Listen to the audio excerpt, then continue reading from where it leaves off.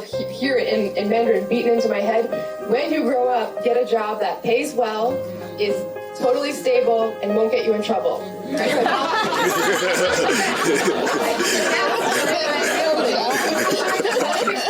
Every once in a while, they still ask.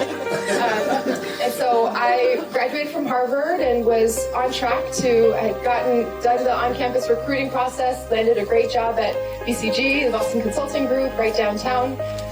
And in the midst of all of that, my family's life back at home was starting to unravel. My parents had separated, were headed towards divorce. My sisters, who were 6 and 12 years younger than me, were still home at the time. And as my mom began to experience symptoms of first paranoia, then delusions and hallucinations, an onset of late onset schizophrenia, my life at BCG and where I was headed was quickly upended. And so I went back home, and to try to keep my family stable, opened a small business with thinking that my mom, who had talked about wanting to retire one day from being a homemaker and immigrant mom, and one day when the kids were out of the house, she would get her own job and open a little tea house, and that was her passion, to kind of keep herself grounded.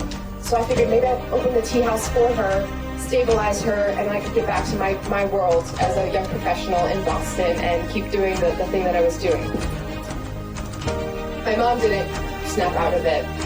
I worked really hard on the business and worked to support my family. Eventually took over raising my 2 sisters through the rest of their education and moved the whole family to Boston for the best medical care in the world, which truly saved my mom's life, and for schools that I was able to help support my sisters, blossoming into the most amazing young women and now babysitters.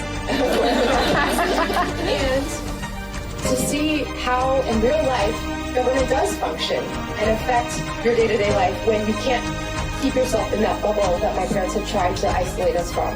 And so whether it was seeking health care and all the incredibly difficult and traumatic experiences that my family had with my mom's mental illness, or going through various educational systems on behalf of my sisters, or opening a small business and knowing what it feels like to get that slide deck in order, have your projections, have your supply chain all lined up and the paint picked out and the playlist ready, and you put that sign out in the window that says coming in June of 2008, and then the permitting process gets going, and then you erase it and say July of 2008, you're paying rent, and then it's October, then it's November.